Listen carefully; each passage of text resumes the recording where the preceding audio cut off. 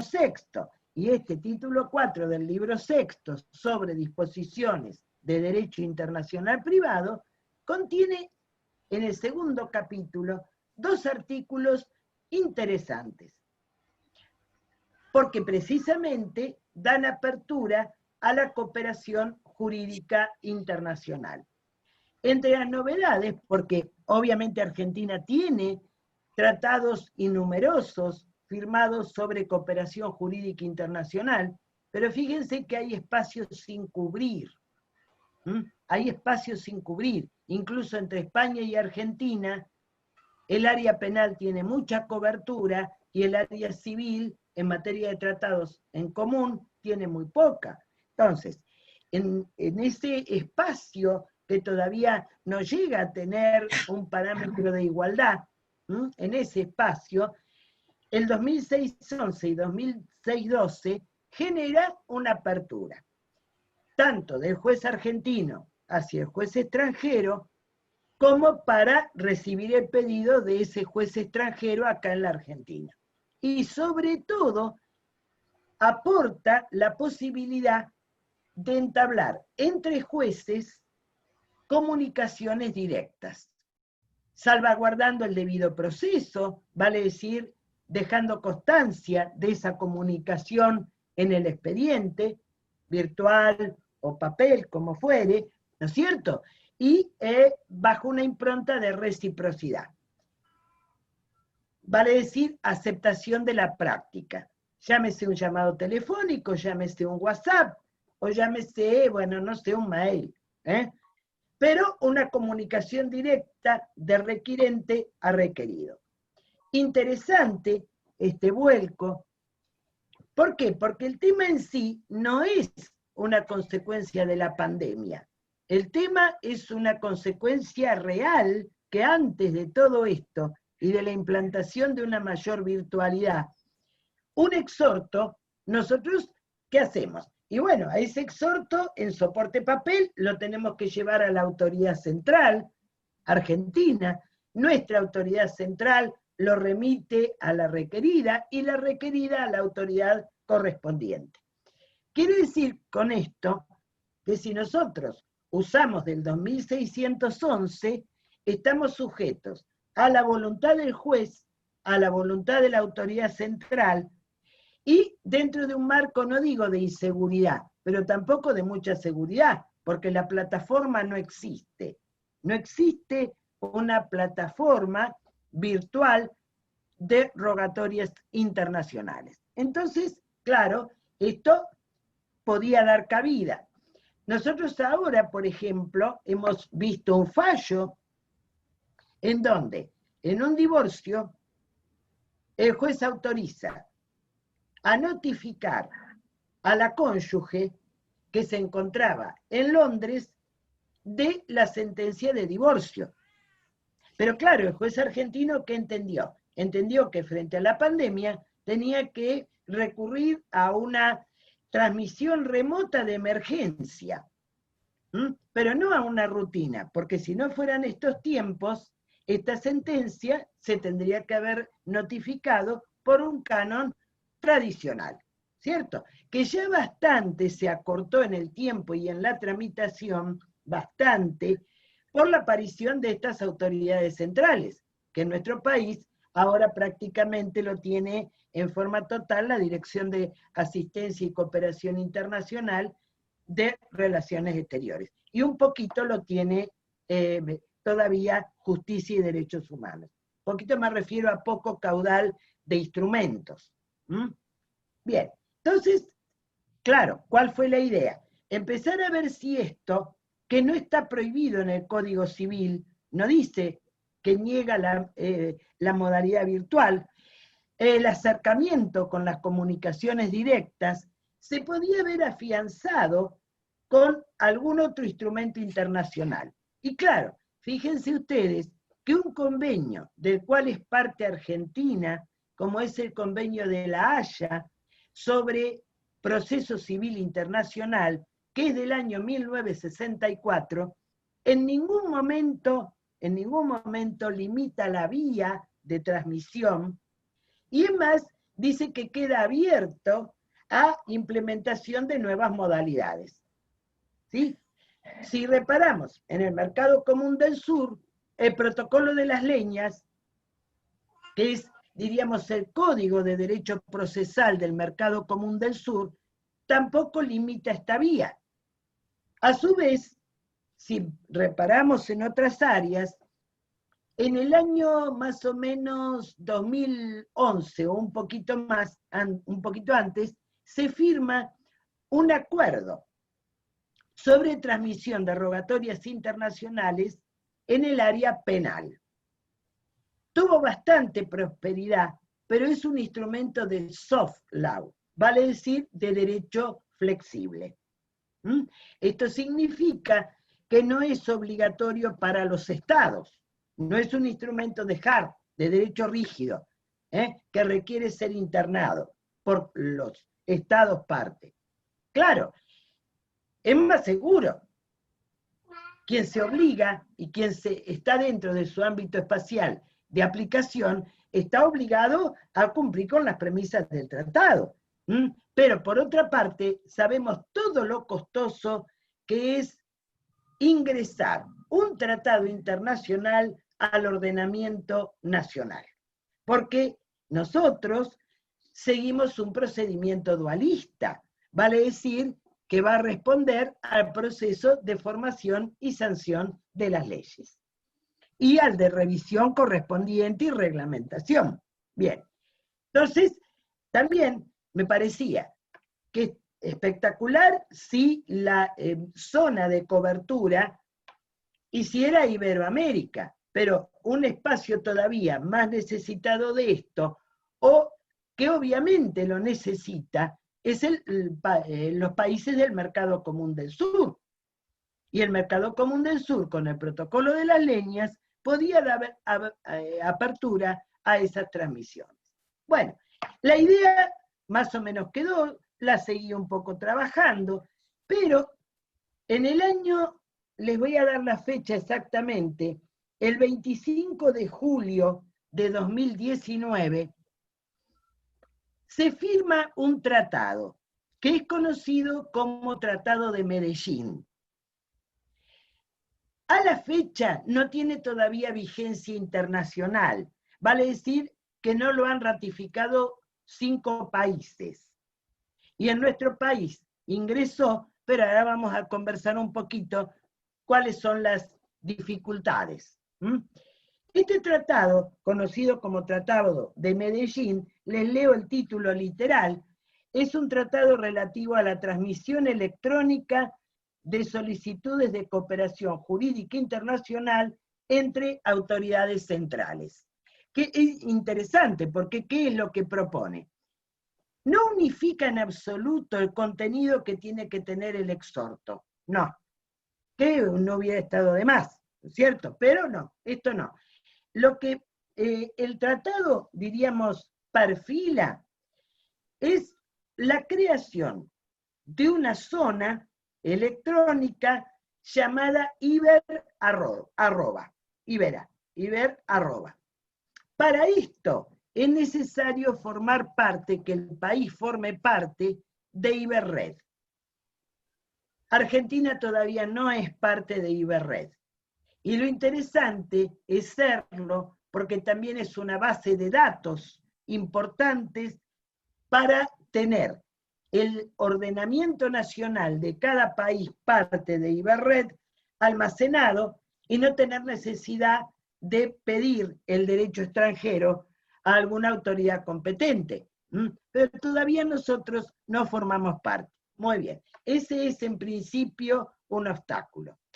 Pero tiene buenas premisas este acuerdo, porque precisamente indica que el país que se incorpora, además de formar parte de Iberred, pero bueno, esto se puede ser parte en cualquier momento, tiene que contar con las comunicaciones directas entre jueces. Y precisamente es lo que nosotros tenemos en el 2006-11 y 2006-12. Además, que la rogatoria no se puede peticionar si no es con un tratado de base. Vale decir, si pido, por ejemplo, una notificación a un país parte de la Convención Interamericana sobre Notificaciones de la OEA, ¿eh? Bueno, estoy dentro del marco del acuerdo electrónico, que sería el más amplio, digamos, y a su vez estoy dentro de un tratado vinculante para Argentina y para el país donde yo quiero notificar.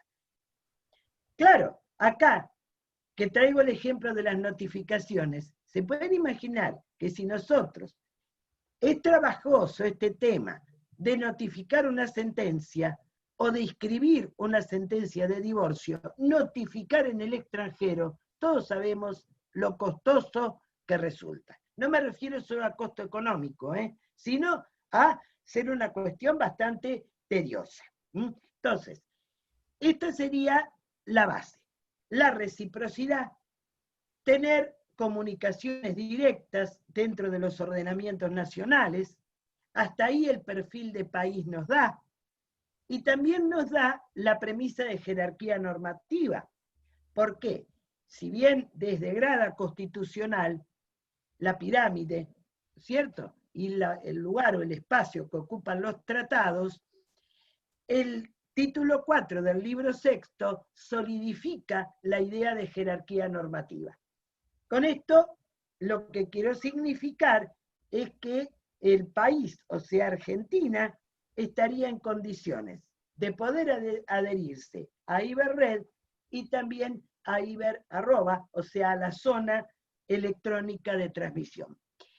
A su vez, esta zona electrónica de transmisión, según este tratado, se va a valer de autoridades centrales.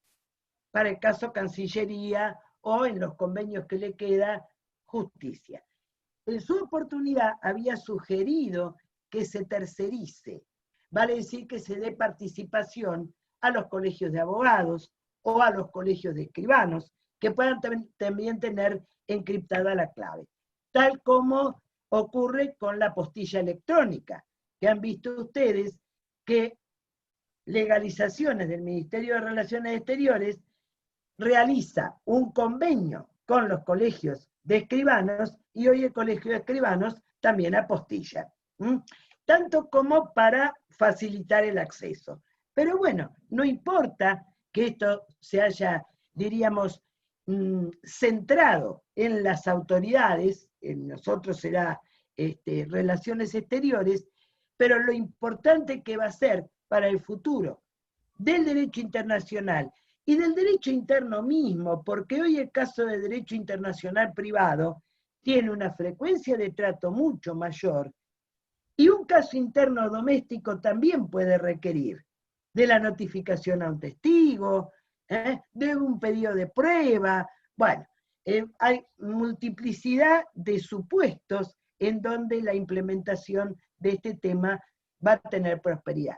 Consulté cómo va en nuestro país este acuerdo, este tratado. El comentario fue que tiene el visto bueno por parte de la comisión correspondiente, y bueno, pero todos sabemos que nuestras leyes tardan en salir y en dictarse, así que cuando lo iremos a tener, no lo sé, pero por lo menos nos va a resultar algo más material, algo diríamos más familiar para los que pudimos compartir este encuentro.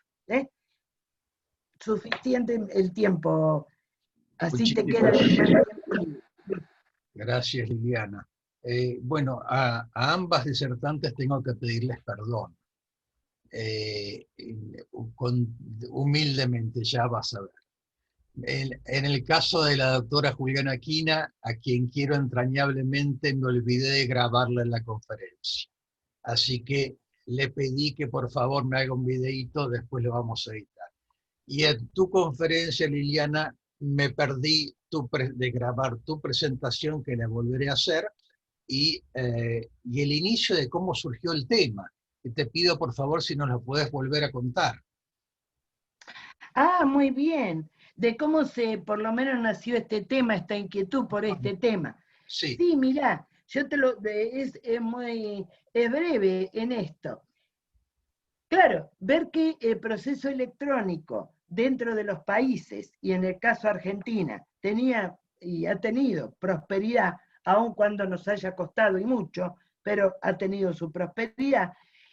El ámbito internacional, la transmisión de un exhorto de un país a otro, sigue siendo el soporte papel.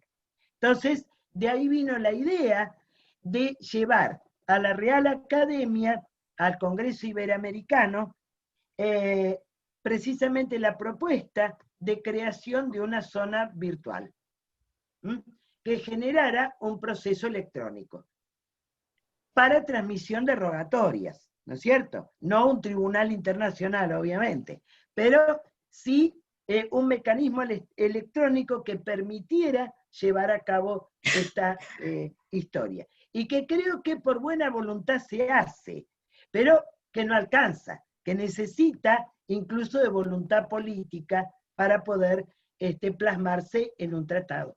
Y bueno, Dios mediante lo vamos a tener. Bueno, fue la profesora Liliana Rapalini, profesora titular de cátedra en grado y en posgrado de Internacional Privado en la Universidad Nacional de La Plata, que es autora de más de 30 libros y ensayos, artículos de doctrina sobre la materia, y que además es miembro correspondiente de la Real Academia de Jurisprudencia y Legislación de Madrid.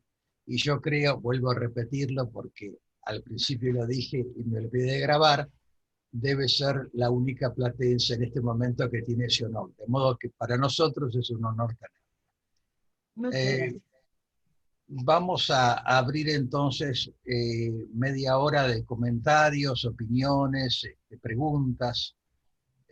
Al que quiera, está abierto. Pueden abrir, levantar sus micrófonos. ¿Puedo opinar? Doctor Petersen. Patricio Petersen, sí. Vos sabés que, Juliana, discrepo un poco con algunas cosas que dijiste. Por de pronto porque el seguro de responsabilidad civil, como lo dice la ley, a quien cubre es al asegurado y no a la víctima. Uno puede decir, bueno, es un disparate porque algunos proyectos de seguro de responsabilidad civil obligatorio justamente lo que han hecho es tratar de constituir un fondo para cubrir a las víctimas en los casos de que no hubiera asegurados, ¿no es cierto? Después, hay dos tipos de seguro de responsabilidad civil de automotores, digamos, como es el ejemplo que vos ponías. Uno es el obligatorio, cuya cobertura hoy, incluso de 1 millón de pesos, es ridícula. Yo creo que ninguno de todos los que estamos acá, que tengamos un auto asegurado, lo tenemos asegurado con el seguro obligatorio, con el límite del seguro obligatorio, sino que lo tenemos asegurado con el límite que nos pone, límite máximo, que pone la superintendencia, que son 10 millones de pesos, que incluso es bajo. Yo diría que tendría que ser más alto, ¿no es cierto? Se dan absurdos, como hoy yo tengo un tema de contestando una demanda de 16 millones de pesos con una cobertura de 10 millones de pesos. Depositar los 10 millones de pesos, que por ahí sería algo que vos insinuabas, es someterse a que la depreciación siga castigándonos. Este señor reclama 16 millones de pesos, que me parece que no coincide con la jurisprudencia, con fallos y lo que sea, pero bueno, reclama eso, ¿no es cierto? Por otro lado, cuando empezó el seguro obligatorio y puso ellos 30.000 pesos, eran 30.000 dólares. Es la cobertura, por ejemplo, que tiene el seguro de responsabilidad civil obligatorio hoy en Uruguay, que es una cobertura razonablemente importante para este tipo de cosas, ¿no es cierto? Bueno, nada más. Te digo, sobre todo que la protección no es tanto de la víctima como sin perjuicio de que habría que buscar una protección para la víctima, sino la protección es para el asegurado, ¿no es cierto? Yo en realidad sí coincido con usted plenamente que la función del seguro es mantener indemne el patrimonio de la sociedad. Esa es una función técnica. Sin embargo, en todos estos casos, yo en una postura muy estructurada la tuve en el caso Villarreal, que tuve la posibilidad de participar en este proyecto de la Procuración General, mi nieto Nicolasa, y tenía esa postura intransigente. Ahora, lo que sí veo, lo que usted me dice con los dólares y con los pesos, es que directamente la víctima tiene, por más que el asegurado no tenga nada que ver y que la aseguradora cobre, a mí me parece que la víctima acá tiene un juego fundamental, y que es esta participación de tercero interesado. Si nosotros no vemos esa función que también tiene la víctima, que el seguro obligatorio tiende a reparar, es que se desvirtúa la función. Y como le digo, usted me dice dólares y pesos. Hay un caso muy maravilloso que se llama Algo Modesta, que es justamente esto que me dice. Pesos Algo Modesta, me lo voy a anotar. Algo Modesta. Es un caso muy tremendo, que daron en $5.000 una cobertura para una empresa de turismo. Digamos, la cobertura esta era una cobertura que se mantenía a nivel Mercosur, que eran $5.000, pasó la especificación, quedó, la Superintendencia de Seguros de la Nación hablaba de 5.000 pesos, y cuando los colectivos de turismo cruzaban la frontera, en vez de tener la cobertura dentro de del territorio argentino, que llegaba a 10 millones de pesos en ese caso, tenían 5.000 pesos. Murieron 53 personas. Pagaba más o menos 5 pesitos a cada una. Y acá no trajeron a la superintendencia, porque ahora lo otro que yo quería decir es que nunca traen a la superintendencia.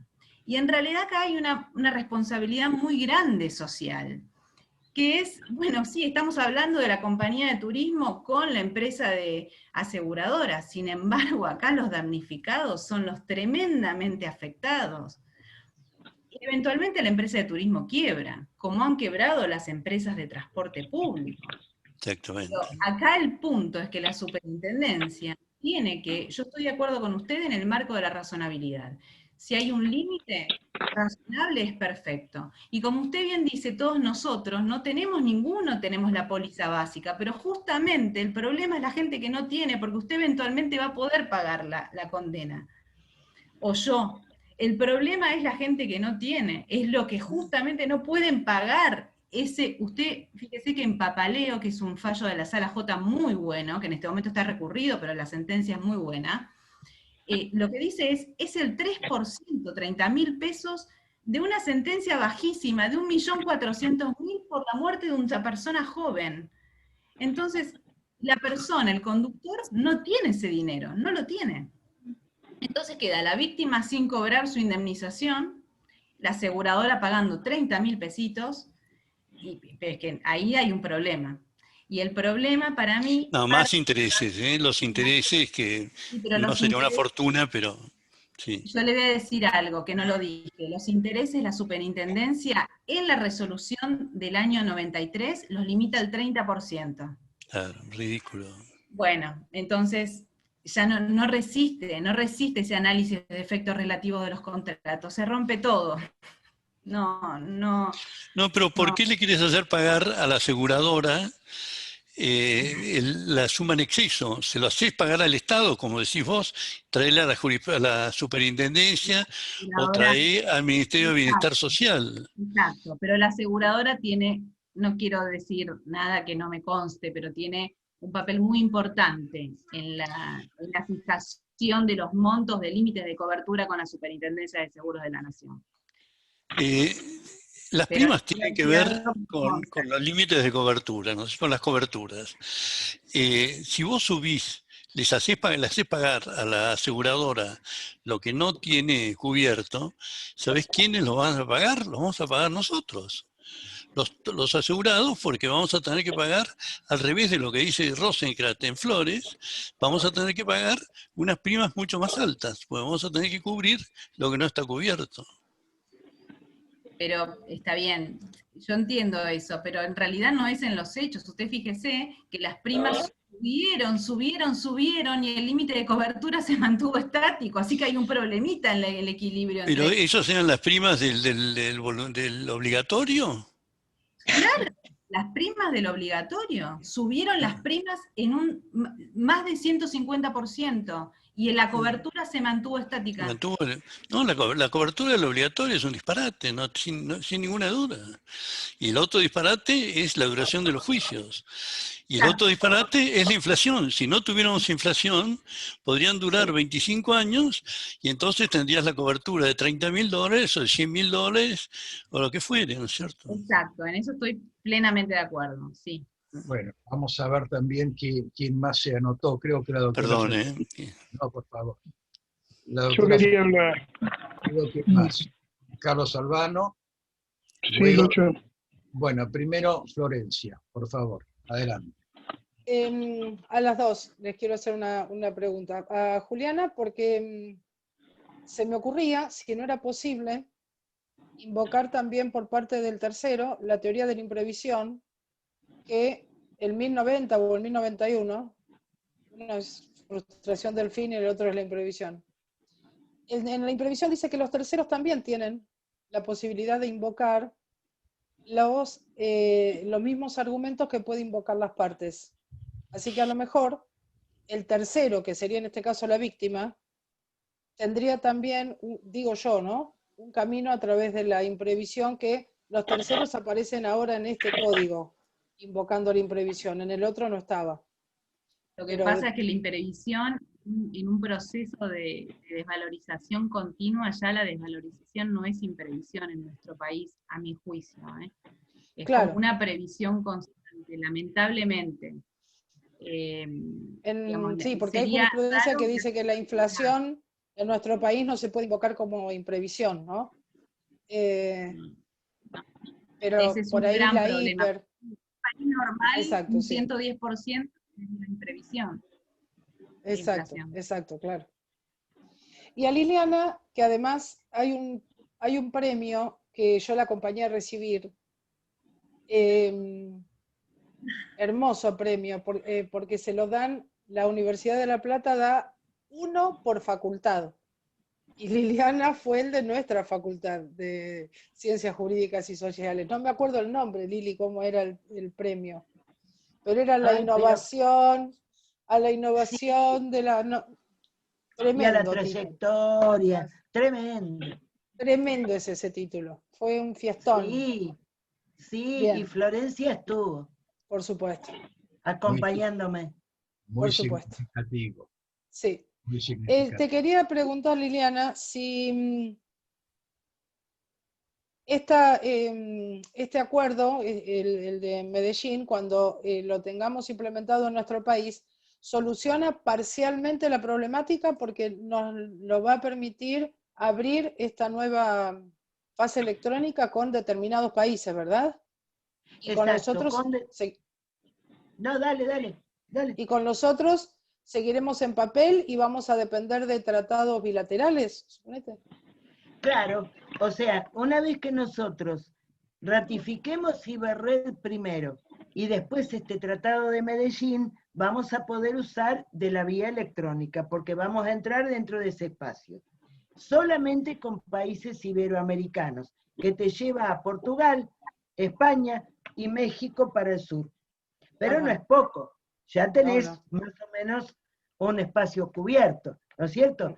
Y lo vas a poder usar siempre y cuando, suponte, el exhorto que vos tenés que diligenciar sea en Portugal. Y entre Argentina y Portugal haya un tratado en materia de tramitación de exhortos. Tenés que cumplir con 2 tratados. Claro, con el tratado sí. del proceso electrónico, sí, más el tratado que vas a usar. O sea, no es tan sencillo. Está bien. Pero por lo menos con los países que vos tenés tratados preexistentes y ratificando ya vas a tener una vía de transmisión. Lo único que vas a hacer vos es enviar el exhorto electrónico a tu juez. Claro. El resto va solito. Bien. Doctor Carlos Albano. Sí, ¿qué tal, Juliana? Yo quería preguntarte algo y hacer un comentario. Con respecto a la normativa del consumidor, que en este momento alcanza todos los contratos, creo yo, no solamente a los contratos de consumo, sino a lo que estamos viendo, la extensión a los contratos paritarios y obviamente de adhesión también. Yo digo, con la normativa que hay, inclusive en el nuevo código respecto a las cláusulas abusivas, ¿no? Y obviamente el beneficio o la duda a favor del consumidor, con toda esa normativa, ya hoy por hoy, todo ese tipo de cláusulas parecería que, bueno, son fácilmente poder dejar de lado por parte de los jueces, o sea que tienen, aún sin estar una norma expresa en el nuevo código respecto del tercero expuesto, como si quedó en la ley de defensa del consumidor, yo digo, por ese lado, con toda esa normativa, hoy, ¿qué duda se puede plantear de que efectivamente la ley de defensa del consumidor ya, digamos, que antes pareciera en el tema del contrato de seguro no se acercaba, o obviamente las compañías de seguro no querían por el principio de especialidad, y ahora ya directamente afecta a todos los contratos, y bueno, el contrato de seguro, por supuesto, respecto de la víctima, Exacto. como, bueno... Y te quería comentar algo simplemente, el tema del reaseguro, sí, discúlpame. No, el contrato Yo te de quería... seguro entre tomador y asegurado, ahí estamos de acuerdo. El problema es enganchar al damnificado como un consumidor. Te digo, algunas sentencias de pleno dicen es consumidor, y como es consumidor se le aplican porque es cláusula abusiva y listo. Lo que pasa es que no es tan exacta esa figura. Es un tercero interesado y es un consumidor expuesto. En la figura técnica, como te decía, es perfecta la figura del consumidor expuesto, pero no es un consumidor en el sentido, como lo es sí el tomador, claramente. El tomador respecto del contrato de seguro, ¿no? Ahí sí es claro. Es más difícil engancharla a la víctima como un tercero, por eso la estructura esta de la estipulación a favor de terceros, que es fantástica, para ir con acción directa, o el consumidor expuesto si lo desmembramos del artículo 42. Perdón, Carlos, sí, decime.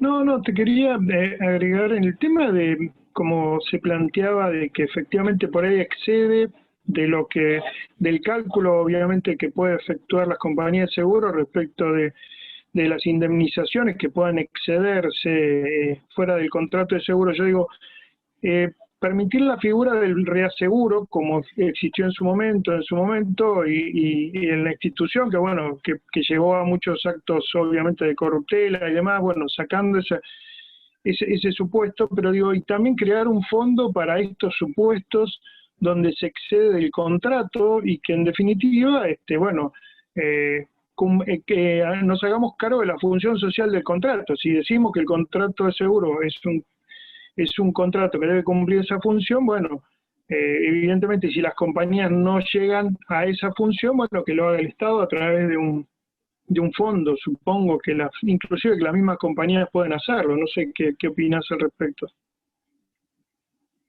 No, sí, yo creo que sí, es una idea la del fondo. También creo que en la medida que la cobertura tenga una razonabilidad, que no necesariamente llegue a cubrir toda la indemnización, pero que sea razonable, de alguna manera que cumpla los fines de la ley, que es justamente garantizar de alguna manera la reparación de los daños al damnificado, que no significa que paguen toda la indemnización. No estoy muy de acuerdo con la inoponibilidad total. Estoy de acuerdo con la inoponibilidad en función de lo irrisorio que termina siendo una cobertura con 15 años de litigio.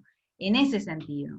En el otro sentido sí estoy de acuerdo con el doctor Petersen, que dice, bueno, sí, acá se pactó un límite y se pagó una cuota de X. Perfecto. Ahora, si esa cuota X no tiene que ver con esa cobertura, y si esa cuota X, en realidad, en tantos años, la cobertura subió y la cobertura no subió, si esa cobertura se mantiene pétrea después de 15 años y hoy como está ocurriendo, pretenden pagar con recurso extraordinario 30.000 pesos de capital, imposible que ningún interés pueda compensar ese capital a un valor actual.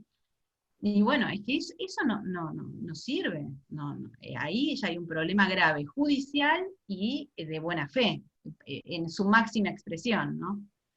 Yo me acuerdo cuando salió la ley de la 24441 con el fideicomiso y la responsabilidad del fiduciario que responde hasta el valor de la cosa fideicomitida, las compañías aseguradoras quisieron unirse a esa limitación del seguro al valor de la cosa como lo tenía su asegurado, fiduciario en este caso, ¿no? Y los primeros fallos fueron negativos. La limitación la tenía el fiduciario si tenía que responder con su patrimonio con la cosa fideicomitida, pero no la compañía aseguradora que no tenía el límite de responsabilidad en el valor de esa cosa.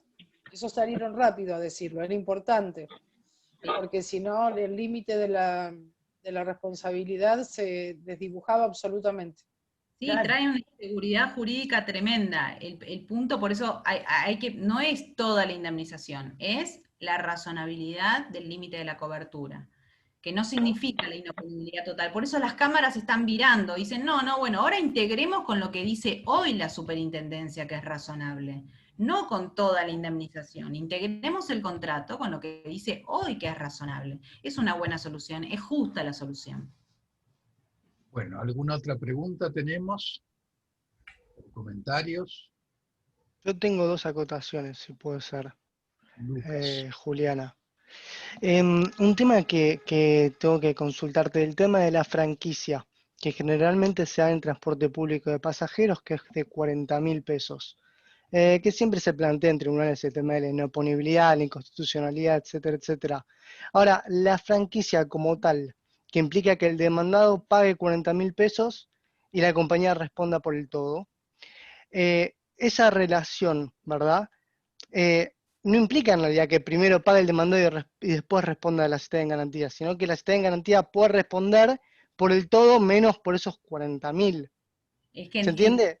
Sí, perfecto. Es que ahí hay un tema muy genial, que no lo dije, pero una cosa es la franquicia simple y otra cosa es la franquicia absoluta. En realidad, lo que pactan, por ejemplo, en el caso que comenté de Ortega de los trenes, es franquicia absoluta. Y esa franquicia, la franquicia en realidad tiene una función buenísima, que es promover la diligencia del tomador. Es buenísimo eso, es decir, yo como tomador me hago cargo de una parte, entonces promuevo mi previsión, mi diligencia, es algo que es bueno.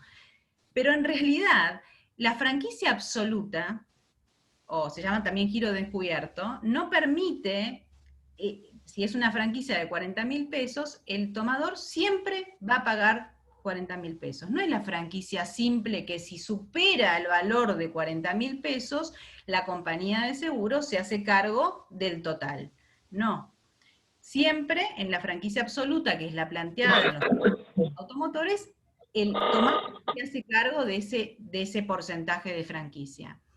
La franquicia, en realidad, yo no estoy en contra de la franquicia para nada. Yo considero que tiene esa función de promover la diligencia del tomador. Lo que pasa es que también hay un análisis, por ejemplo, en Ortega, lo que decía, esa franquicia de 300.000, cuando nunca no hay ninguna condena que llegaba a ese monto, y bueno, es irrazonable. El seguro se convierte en una liberalidad. Ahora, la franquicia, por ejemplo, del 10% que se establece muchas veces en los automotores, o de los 40.000 pesos, a mí me parece que promueve de alguna manera la conducta. Ahora, para mí debería ser franquicia simple, honestamente, ¿no? Que cuando supere ese monto, entonces viene la compañía por el todo. Pero todo tiene que ver con la prima, por supuesto. Todo tiene que ver con la relación de la prima. La franquicia también. Sabes que yo creo que hoy la franquicia en transporte automotor son 120.000 pesos y no es oponible al tercero. No es oponible, no. No es oponible. Al revés de que era hasta barrio, ¿no es cierto? Que la Corte decía. Sí. Y la segunda cuestión que todavía Pero no lo... por otra razón, porque la compañía de seguro viene y paga todo y después repite contra el tomador. Claro. Ese es el circuito hoy, por eso no es oponible al tercero. Por eso, antes se pretendía que previamente pague el demandado y después responda a la compañía. Y lo otro que quería comentarte, que es algo que todavía no se dieron cuenta las compañías de seguro, que me parece a mi juicio, que bueno, la obligación de la compañía de seguro y la obligación del demandado son obligaciones concurrentes, porque deben el mismo objeto pero por diferentes causas. Uno la debe por el ilícito, el demandado, y la otra la debe por la ley de seguros y el contrato de seguros. Ahora, el tema de que sean obligaciones concurrentes implica que el efecto de la mora, ¿sí?, no se extiende del uno hacia el otro, ¿está bien? Con lo cual, en teoría, y esto es un tema para pensarlo, en las ejecuciones de sentencia deberían litigarse los intereses de diferentes formas, porque no entró en la mora. La compañía de seguro no entró en mora en su obligación con el ilícito, porque la mora del demandado no se extiende por su obligación concurrente. Nada, Bueno, ¿querés dar tu eso opinión no, respecto de es eso? un tema que ya se dieron cuenta todos y lo plantean Mira. porque los intereses se calculan desde el momento del hecho ilícito, así lo calculan las cámaras en general, y sí se plantea y dicen, no, ¿por qué? Yo, como compañía aseguradora, yo no estoy en mora desde ese momento, ¿por qué? Lo que pasa es que después de tanto tiempo de proceso ya se desvirtúa todo. Entonces, uno eso lo puede plantear si al momento de la denuncia del siniestro la compañía aseguradora consigna. Bueno, listo, ahí no hay mora, no se le puede imputar la mora, aunque sea 6 meses, 1 año de diferencia, no se le puede, pero nunca consignan, no, en general no consignan. Entonces, el punto es, no pagan y no consignan, y bueno, es que ya después de 15 años ya se desvirtuó todo, vamos a hacer una disquisición entre si es el momento del hecho, el momento de la evaluación de los daños. Es muy tremendo. Yo, en realidad, como se darán cuenta, mi postura es tajante, pero porque veo muchos expedientes y es muy tremendo ver que hoy la compañía de seguros está recurriendo en recurso extraordinario y queja para pagar 30.000 pesos. Es algo que supera todo tipo de análisis. Es una situación abusiva, es una situación jurídica abusiva. No, ahí hay una justicia correctora en la que tiene que existir. Me hace acordar a los inicios de la década del 70, creo, que estaba el problema de la inflación como algo nuevo. Y me acuerdo que se aplicaba el 953 en función de una justicia correctiva de la letra de la ley. La ley fue dictada en una situación totalmente distinta a la situación que debe juzgarse. Me parece que por ahí puede pasar un poco el tema, ¿no? Hasta tanto no se modifique la ley. Algún día se logrará modificar y morigerar un poco, ¿no? Bueno, ¿hay alguna otra pregunta o comentario? Sí, yo solamente quería comentar que la Unión Europea, que digamos que no tienen casi una cuestión de inflación como tenemos nosotros, funciona a la par, digamos, del sistema de seguro obligatorio, un sistema de compensación por fondos. Es decir, que no es una cosa o la otra.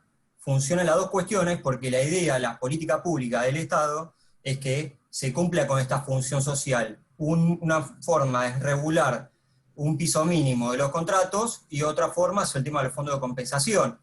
Por eso este punto me parece interesante que los contratos sigan manteniendo cierta razonabilidad a lo largo del tiempo, más allá de la existencia de fondos o no. Me parece que este punto es importante porque la función es una y no es solamente el contrato la única forma de cumplirla, ¿no? Eso nomás. Bien, entonces los voy a invitar para el viernes que viene, hoy es miércoles, pasado mañana, donde vamos a escuchar a Ignacio Alterini sobre la actualidad del derecho real de anticresis y a María Florencia Franchini sobre la adecuación de conjuntos inmobiliarios al Código Civil y Comercial de la Nación. Y por mi parte me voy a poner un sticker en el monitor para acordarme de grabar. Y si no, alguno de ustedes me lo va a avisar. Les pido perdón nuevamente a las dos disertantes. Les agradezco Yo todos. hasta que no esté prendido el botoncito rojo, no hablo una palabra. Me parece Exacto, vos aprendés. defensa propia. Aprendés, Florencia. Bueno, Muchas un abrazo. gracias, muchas gracias al contrario, por la organización y por todo esto. Francamente es una maravilla. a las órdenes de ustedes. Y a la Gracias. Muchas doctora gracias. Liliana Doctora, Bani, doctora. asistencia perfecta. Gracias. Bueno, muchas gracias a todos. Hasta luego. Excelente, Hasta luego. doctora. Hasta luego. Excelente, doctor. Gracias. Hasta luego. Saludos al doctor Petersen. Igualmente, Liliana, hacía mucho que no nos